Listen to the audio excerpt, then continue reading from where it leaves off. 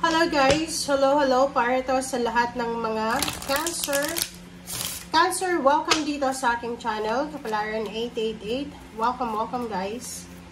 Alamin natin Cancer kung anong messages, vibration, gabay energy. This is general reading, so pwede kang makaresonate. Please gamitin natin ang ating intuition Cancer sa panonood para yung message na lumalabas dito ay konektado sa intuition mo. And malalaman mo kung resonated ka ba or hindi. Okay, it's number 2. Flower, surrounded, and clover leaf. So, dito sinasabi, Cancer, na may posibleng happy news. Happy, parang, like for example, may pinagdaanan kang hindi maganda sa buhay mo in terms of money or relationship na posibleng mapapalitan to ng saya. Okay? There's a good luck, good fortune na naghihintay para sa'yo. Maraming potential na pwedeng pagkakitaan or maraming potential ng mga koneksyon na pwedeng makatulong sa'yo emotionally and financially. Okay. Ano pa ba? Cancer?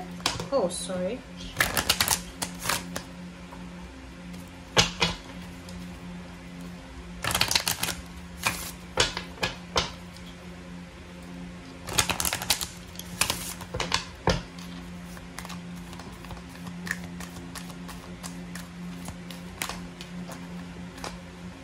Okay. Stay focused, Cancer. Kotomi. Okay, si Kotomi. Sinasabi ng barahan na yan na ano man ang gusto mong gawin sa buhay mo, ano man ang plano mo, mag-focus ka. Yung parang kasi may nakikita tayo ditong Cancer na may rami siyang pinagdaanan na stressful na event sa buhay niya. Na kung magagawa niya, pwede niya naman na isantabi yung iba. Yung parang ang dami-dami mong bagahe na kinicarry na hindi naman dapat i-carry. Na siya yung nagiging rason kung bakit ka na-overwhelmed, na-stress, na-depress. So, sinasabi ng barahan na gamitin mo, mag-focus ka sa kung ano yung importante sa ngayon. Gamitin mo yung energy mo, yung oras mo, yung pagmamahal mo, yung strength mo sa importanteng bagay lang. Sa mas importante sa ngayon. Okay?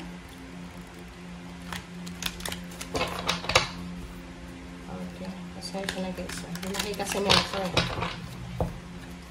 Malaki kasi ng kamay ko. Okay. Cancer.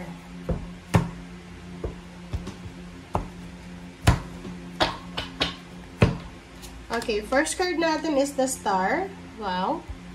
This is positive. 6 of Pentacles. 5 of Swords. Okay, and King of Swords. And 3 of Swords. Cancer.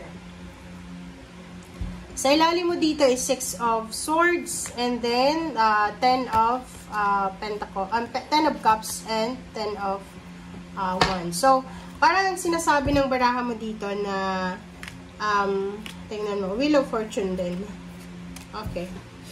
Sinasabi ng barahan sa'yo dito na may pagbabago, may magbabagong magaganap sa buhay mo. There's a incoming change, incoming cycle na magsisimula sa buhay mo.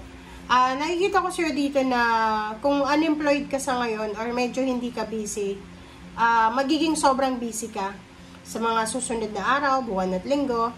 Eh, nakikita din natin yung travel. Maybe meron ditong Cancer na siya ay mag-a-apply ng trabaho sa ibang bansa. Or maybe siya ay meron na siyang trabaho like full-time, meron pa siyang sidelines and mga part-time. Nakikita ko sir dito na isang occasion, there's a family occasion na posibleng darating. May housewarming, house blessing, birthday celebration, invitation na pwedeng makuha mo, you're invited. Merong despedida party or welcome party, parang ganun. Okay guys, the Star. Sinasabi ng Barasio Cancer na mayroon ditong Cancer na unti-unti niya nang natutupad yung mga pangarap niya sa buhay. Kaya sabi sir dito ng Wheel of Fortune na talagang may isang cycle na iikot eh. 'Di ba? And Clover din in terms of money.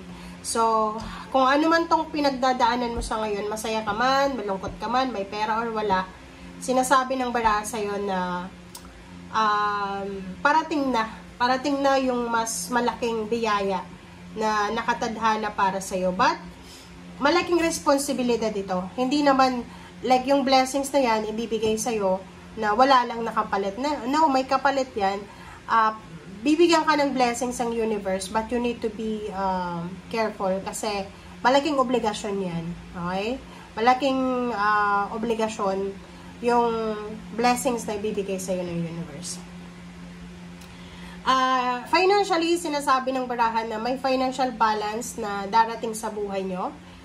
Sinasabi ng barahan dyan na makakatanggap ka ng regalo, makakatanggap ka ng tulong, may mga tao din na posibleng hihingi sa'yo ng tulong. Sinasabi ng barahan sa'yo dito, kasi nandito yung King of Swords, tapos 5 of Swords, and 3 of Swords. This is all about emotion, intellect, or kung ano pa man siya. So, air signs energy siya. Nakikita ko yung direction mo kasi nandito ka na sa 6 of Swords. So, ibig sabihin, meron kang prospect Ito yung plano mo Parang ganun, sinulat mo na yung plano mo. Ito yung plano ko And, para ma-achieve mo yung plano na yan, you need to give up something. So, yung mga pain, heartaches, mga kung ano man na stagnant emotion dyan sa puso mo, kinikimkim mo yan, or inaalagaan mo dyan sa puso mo na galit, hinanakit, or anything, you need to give up, okay? Para tuloy-tuloy na tong direction na to Kasi kung King of Swords, tapos mayroon kang 3 of Swords, tapos tapos hindi mo pa rin gini-give up yung mga pain and heartaches mo from the past. Walang mangyayari dito sa King of Swords mo. Walang direksyon na mapupuntan. Kasi, bagahe mo yun Dala-dala mo pa. Diba? Ang dami-dami mong obligations na haharapin sa mga susunod na araw, buwan na taon. So, kung marami ka ng bagaheng dala-dala ngayon, wala ka ng energy, wala ka ng strength, wala ka ng, wala ng puwang yung blessings na yun na parating sa buhay mo. Kasi, marami ka ng, marami ka ng bit-bit, diba? So, yun ang sinasabi ng baraha sa'yo.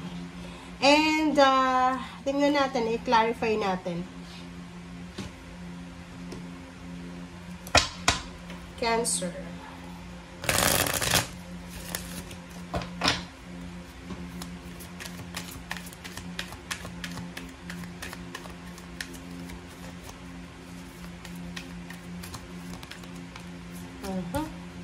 Okay, reverse na King of Cups. Nakikita ko sir dito, may kaaway ka ba? May kagalitan ka or anyone na hindi ka sundo? Kasi nakikita ko sir dito na maybe yun, pwedeng may kaaway ka because of money. Ang dami mong grudges and resentment. Yung parang ang dami mong hinanakit sa buhay. Like for example, may kapamilya ka na financially stable, successful, parang gano'n. Yung parang ang dami mong sinasabi na sa isip mo, nagsaself-talk ka na ganito, ganyan. No? Iwasan mo yan, guys, diba? You need to let go, let God, let it flow. Hayaan mo ang Panginoon. Okay? Dalawa yung 10 of Wands mo. So, sinasabi ng baraha, dito ka mag-focus, Cancer. Okay? Huwag mong masyadong sayangin yung energy mo, lalo kung medyo may edad ka na, nasa 60 plus. Huwag ka nang masyadong magsayang ng energy sa mga walang kwentang bagay. Doon na lang sa mas importante. Mag-focus ka. Okay? Thank you guys. Bye!